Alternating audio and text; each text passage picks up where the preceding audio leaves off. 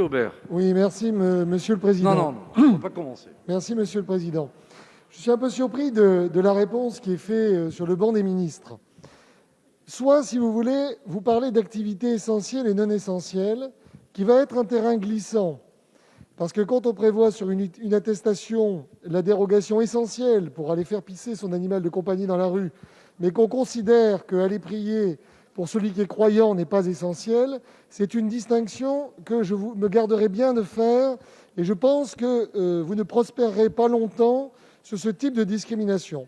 Ou alors vous nous rejoignez sur quelque chose de beaucoup plus concret, qui est le risque sanitaire. Mais comment voulez-vous, mes chers collègues, que les Français acceptent une telle règle? Pourquoi est-ce que les députés pourraient être rassemblés à près de 200 dans une salle pendant plusieurs heures avec un siège de différence? Et pourquoi est-ce qu'ils ne pourraient pas être à 50 à un siège de différence sur des bancs d'église pendant une heure ou dans une synagogue? Remplacez le président de séance par un rabbin ou un prêtre et vous aurez à peu près la même disposition. Pourquoi est-ce qu'ils ne pourraient pas...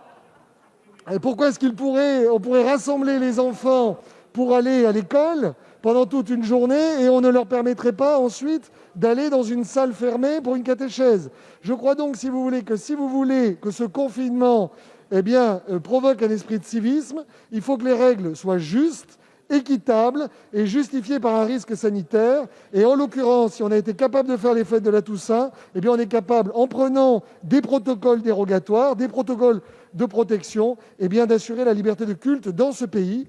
Et d'ailleurs, votre argument est faux quand vous dites c'est pour peu de temps. Dans ce cas-là, ne faites pas des projections à plusieurs mois pour l'état d'urgence sanitaire. Merci, Monsieur Aubert.